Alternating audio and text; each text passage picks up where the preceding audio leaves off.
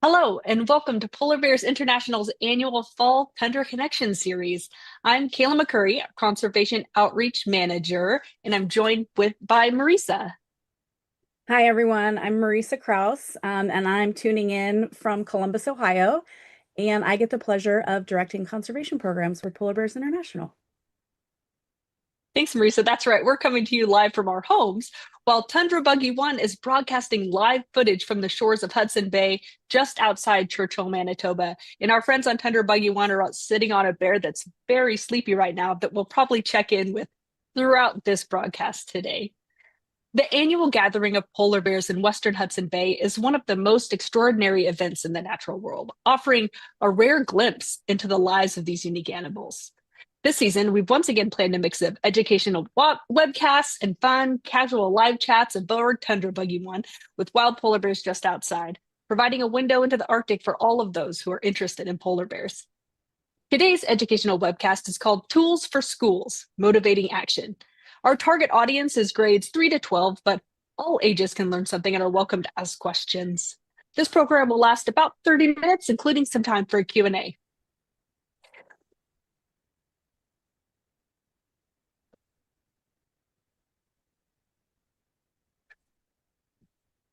Sorry, one second while I mute this on my side here. Um, Sorry about that. We encourage you to use the chat window below to submit questions or use the comments on social media. As always, if you're a younger student tuning in, please ask an adult for permission first. Today, Maurice and I are going to talk a little bit about why we're here, polar bears, how you can use your voice for change, and some tools that exist to make taking action on behalf of polar bears a little easier. Together, our voices are strong. So, where are we? The area just outside Churchill, Manitoba, where polar bears are gathering this time of year, waiting for sea ice to freeze up, is a seasonal sea ice ecoregion, an area where this cycle of freeze happens every year. Freeze and thaw, freeze and thaw. We have a short video of our friend Joanna explaining what makes this ecoregion unique. Scientists have classified the types of sea ice in the polar bear's range into 4 sea ice ecoregions: seasonal, divergent, convergent, and archipelago.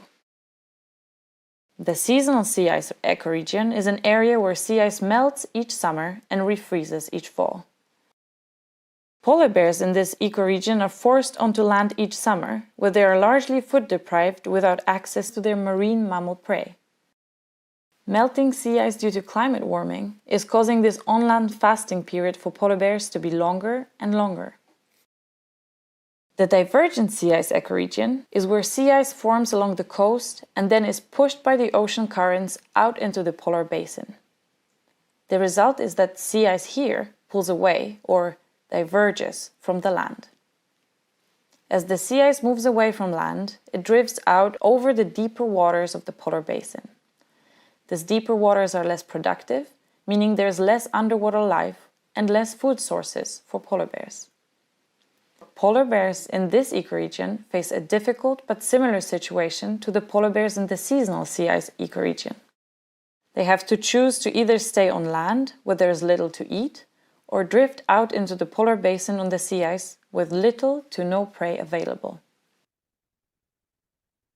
Yeah, so we're here in that seasonal sea ice ecoregion. And, we're going to spend the bulk of our time today talking about motivating action. But I'd like to start with a brief reminder of why we're here. Tundra Buggy One has been seeing quite a few moms with cubs this week, so let's talk about them for a second. All moms work hard, but polar bears are undoubtedly some of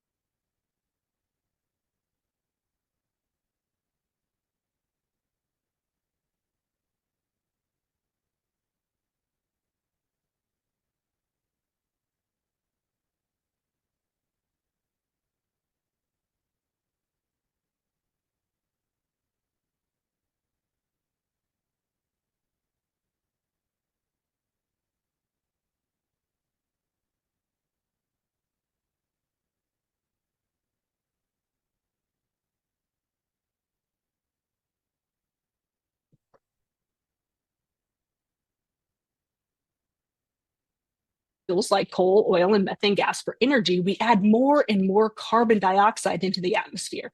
This buildup thickens that blanket, trapping in more heat around our Earth, which raises our average global temperature and disrupts the climate. This translates into later freezing and earlier breakup of sea ice, resulting in a shorter amount of time for polar bear moms to hunt and build fat reserves.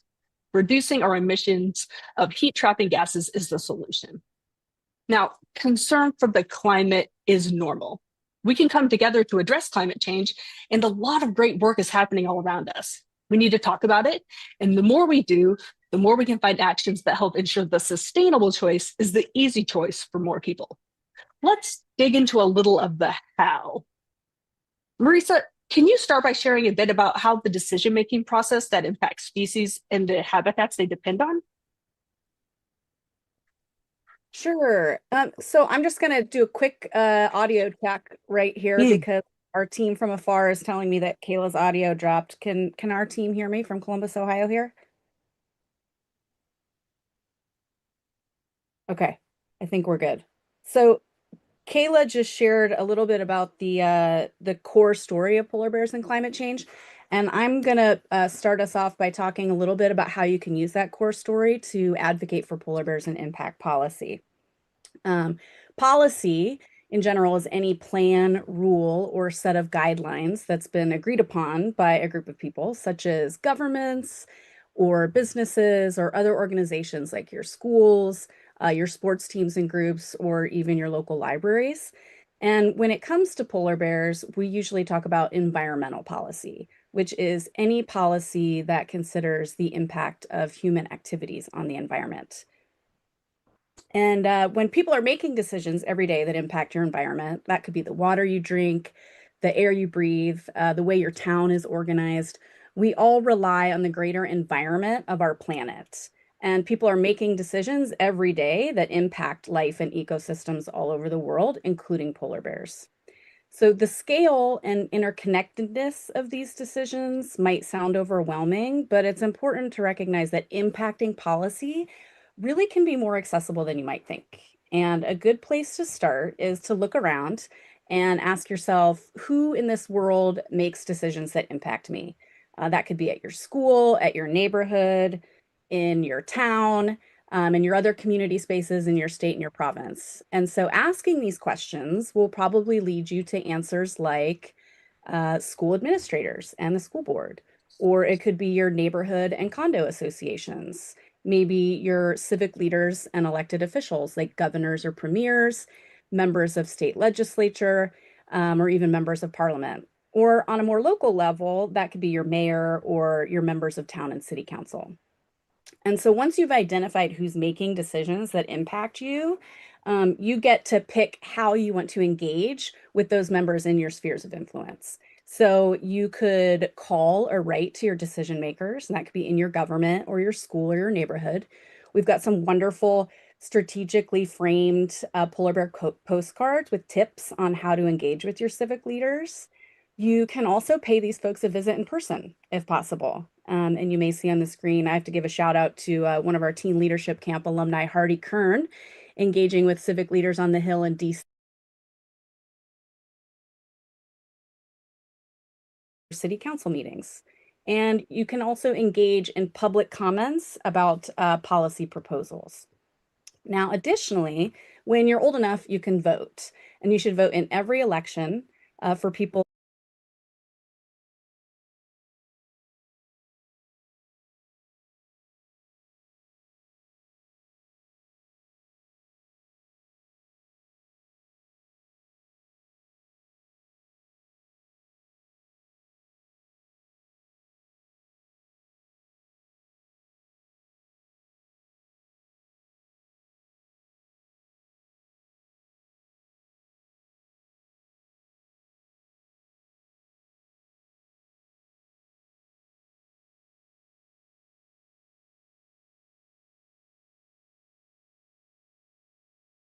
that, as small as they sound, conversations really can change the world. In fact, every world change we've ever seen likely started with a conversation.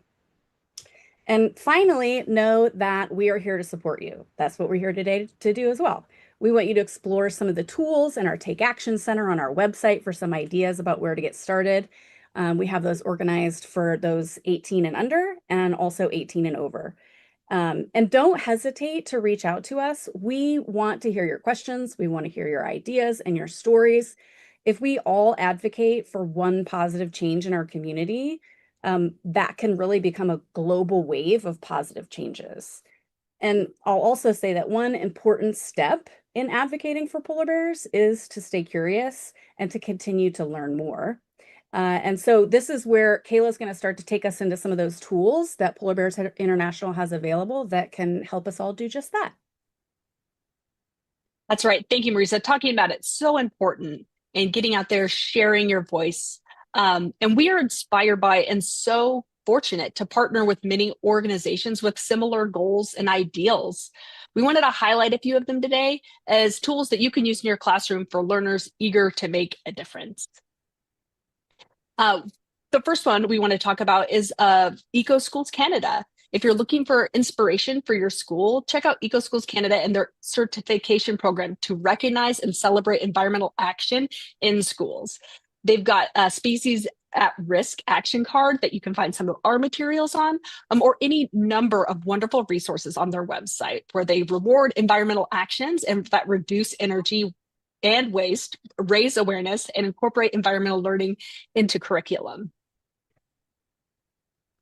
So stoked about this recent partnership we have with Eco Schools Canada. Kayla, thanks for sharing a little bit about that. Another organization that we've been working with recently is Climate Connections Manitoba Youth Video Challenge.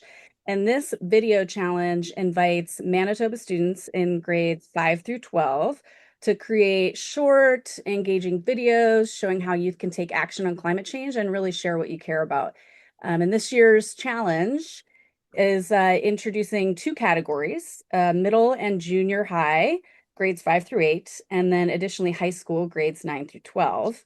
And winning schools will receive prizes to support classroom resources, school improvements, or their next climate action project. So we encourage you to check it out and start thinking about what story you'd like to tell. That's right. We know that working together is key to a better future for polar bears and for people. And our friends at Subject to Climate reached out about a cool lesson that they were working on, and our staff scientists were excited to help. This collaboration resulted in a lesson and unit for grades 3 through 5. And in that lesson, students used the web of life to consider how global and local ecosystems are affected by climate change. Another great partnership that we're so grateful to work with is Discovery Education. We co-create with their Discover Education Career Connect to build students' curiosity and career readiness by connecting K-12 classrooms with diverse industry professionals. So this is a great way using their platform and portal that you could even connect with people on our team to talk about polar bears, ecology, climate change, whatever kind of is the right fit for your classroom. Always love our work with Discovery Education. We look forward to connecting with them on Tundra Connections every year as well. In addition to some of these co-created resources, I want to point out that Polar Bears International has an education center online, and we offer free teaching and learning materials on polar bears and the Arctic, and those are created by teachers and informal educators. And while you can find a range of topics on our website, I'm going to highlight just a couple here that I know folks have been interested in recently. And so first is our integrated STEM unit. And this unit was created in collaboration with Dr. Jody Reimer and Linda Zhao of University of Utah Department of Mathematics. And so here, teachers and learners can discover the intersection between math and polar bear science that corresponds to each of those mathematical domains outlined in the Common Core State Standards for Mathematics. So this is for an older age group, grades 6 through 12. Additionally, for the younger learners, we have the Paws Up for Polar Bears unit. And this was piloted in collaboration with PBI programming alumni Emily Miller, who is also a Master's of Science student outdoor education at Alaska Pacific University. And this curriculum instills a stewardship ethic and incorporates next generation science standards and also the Common Core state standards. Additionally, if you're cruising around on our education center, you'll find the bear tracker unit. But in addition to that, we also have a space on our website dedicated to the bear tracker. And here you can follow the bears as they hunt seals when the bay is frozen, or also when forced ashore during the ice-free seasons, and really learn more about the relationship that the bears have with the sea ice and some of those decisions that they choose to make while living a life upon the frozen ocean habitat. And I'd like to point out that this research program has been active for several decades and really provides some of the best long-term monitoring data sets for polar bears in the world. And so we hope you'll check it out and incorporate it into some of your learning opportunities. It's such a great way to highlight behavior and how it's changing throughout the seasons and what does that movement look like. Another great resource, speaking of polar bear like behavior and adaptations in real time, are our live cams, which you are seeing right now. You are seeing our bear sleeping from Tundra Buggy 1. There's several cameras in the Churchill Wildlife Management area where you can log on to explore.org and see bears right now, what they're doing as they're starting to gather on the shores of Hudson Bay, waiting for the freeze up to happen to get out there and hunt seals. There's also a ton of archived highlights from sparring to testing the ice, some interesting social dynamics. And we did get a question on the Facebook from Rod, who was asking if we've noticed any unusual polar bear behavior this year compared to other years.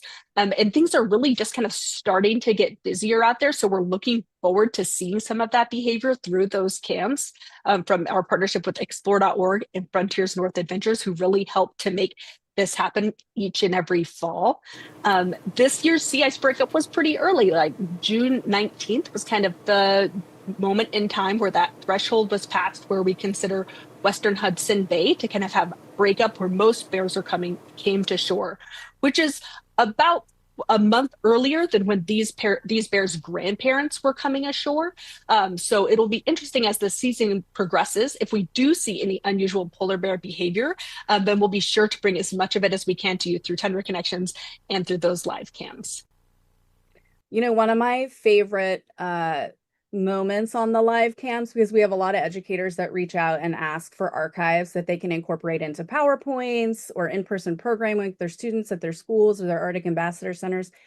One year before the ice had frozen, we caught on the live cams a bear along the shore of the Hudson Bay, sort of deciding whether or not to try to go hunt this seal out in the open water. Because we know polar bears are great swimmers, but they're not as good as seals, right? And is it worth that energy expenditure? And so little moments like that can be super impactful in sort of relating some of the written curriculum you have and showing what's happening in real time. But so I'm going to bring it back to youth, but thank you for sharing that, Kayla. As we mentioned previously, when we were briefly discussing policy, we have a climate action toolkit on our website, and those are organized for youth 18 and or under, but also 18 and over.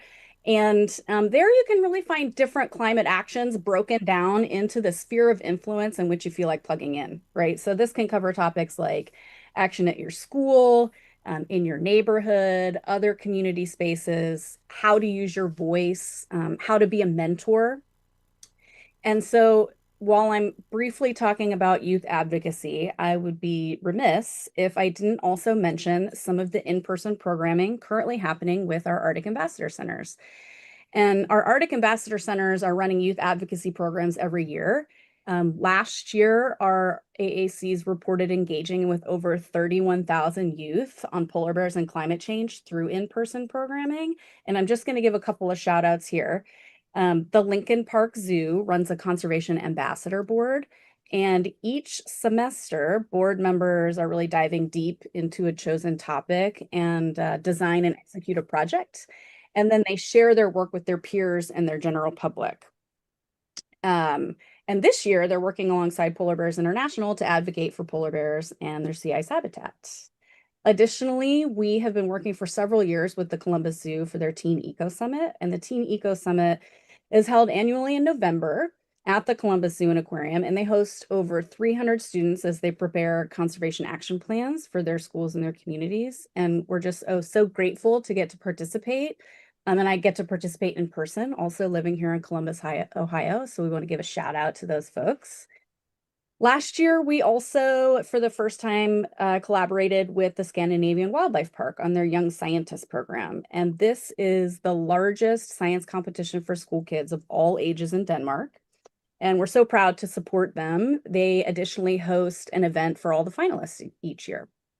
And then lastly, the Kansas City Zoo, their Teen Climate Summit is a youth-focused event held at the zoo that includes workshops and speakers centered on climate change and sustainability and conservation partnerships that they have at the zoo, and that includes Polar Bears International. So I encourage everyone here to check out the Arctic Ambassador Center space on our website and see if there might be one near you and explore potential opportunities to plug into in-person programming. What inspiring efforts that are happening on the ground across the North America. Like, thank you for sharing those with us, Marisa. Sometimes even hearing about what other people are doing can spark an idea and get other people excited for action and change.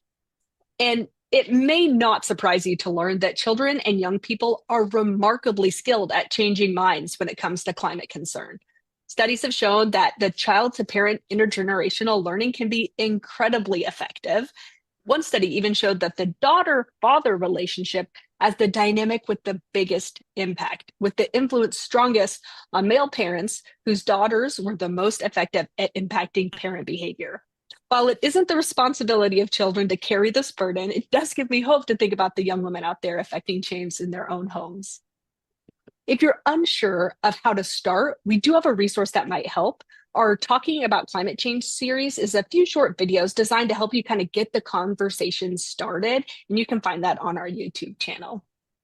Now, research tells us that a majority of people are concerned about climate change, but they are self-silencing because they're convinced they have the minority opinion. It also shows us that 25% or so of people hear about climate change from people they know. That's not very many. So if we can empower the majority of people who are already concerned about climate change to start talking with their friends and families, we can really start to turn the tide on this misconception and really start mobilizing for change. I know that we've thrown a lot of resources at you today. We have just a couple more as we're looking ahead and start to wrap up, but please don't hesitate to throw any of your questions in the chat below. And we're gonna make sure to give you, there's gonna be a digest of all of these links and resources that we've mentioned in the chat at the end. So don't feel like you're having to scribble notes too quickly. Thanks, Kayla. One important kind of final resource that Kayla mentioned that we're going to cover here too, that we just launched this year is our educator newsletter. And so we have a monthly newsletter that's curated just for educators. And each month you can expect free educational materials, bonus videos and content about what polar bears are up to, highlights from our educational partners, and stories from formal and informal educators that are making a difference. And in that newsletter too, you also have the opportunity to provide us feedback, right? Is there something that you're looking to see to help supplement how you share the polar bear story with your communities and your classrooms? We want to hear it. And lastly, also, I'd encourage everybody to check out our Tundra Connections schedule for what's in store this season. And don't forget to check out our newest news magazine online. And there you can find a full story about new EV Buggy One. And for those of you who tuned in yesterday, you may have seen just such a great commemoration of the original Buggy One and going through the history of it as we prepare to launch into new EV Buggy One.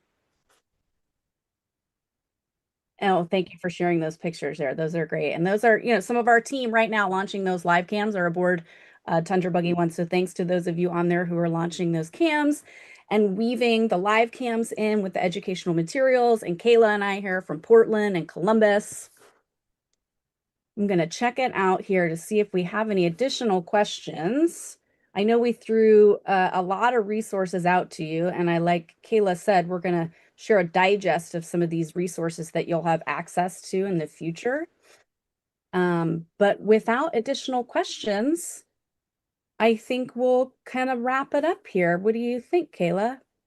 Yeah, I mean, I'm loving this bear that's sometimes we call a bear like this a boulder bear that's sort of hunched over and really hard to spot. But if you've got a keen eye and you're looking at this feed that we are, you can see that white lump right on the edge of the water. And if we're lucky, you might kind of turn his head or start sniffing the air to see what's going on around him as he wakes up from his nap. Yeah, and you can continue to view these live cams in partnership with Frontiers North Adventures and explore.org. We run the live polar bear cams every year from mid-October to mid-November. We also have a Northern Lights cam that is best viewed in the months of February and March. And then we kind of wrap that up in the summertime with a live beluga cam aboard our beluga boat, the Sea Canary. And that usually runs starting around Arctic Sea Ice Day, July 15th. Well, thank you everyone for joining us today during our Tundra Connections. We hope you learned something new about some of the offerings that Polar Bears International has to supplement your learning.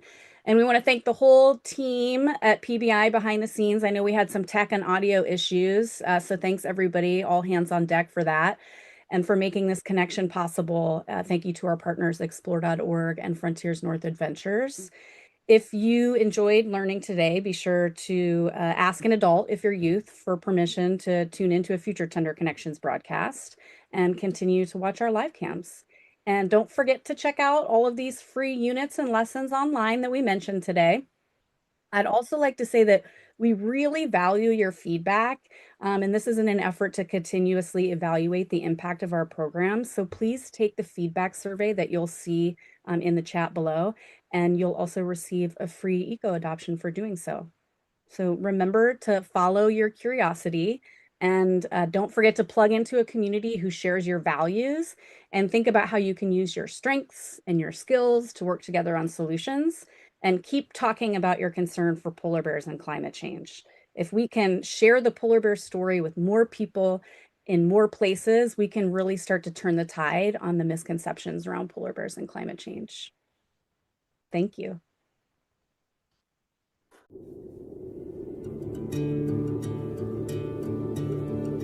Future generations of people and polar bears depend on the decisions and plans that we make today. A polar bear's life cycle is almost exclusively tied to the sea ice. Because polar bears rely on sea ice to hunt, to breed, and sometimes to den, sea ice loss from climate change is their biggest threat, and the reason the bears are listed as vulnerable on the IUCN's Red List of Threatened Species. What we learn about climate change impacts on polar bears in Hudson Bay can be applied across the Arctic to help conserve other populations. Climate change is already affecting some populations of polar bears. Since we get most of our energy from fossil fuels, we are producing huge amounts of carbon dioxide. You see, regular amounts of carbon dioxide in the atmosphere act like a blanket around the Earth, trapping heat and keeping our planet at a stable temperature. However, when we burn fossil fuels like coal, oil, and natural gas for energy, we pump rampant amounts of carbon dioxide into the atmosphere. This buildup thickens the blanket, trapping too much heat, disrupting the climate, and melting Arctic sea ice. When Arctic waters are cold enough, the top layer freezes into a special type of ice called sea ice. Sea ice is to the ocean what soil is to a forest. It supports the entire Arctic food chain.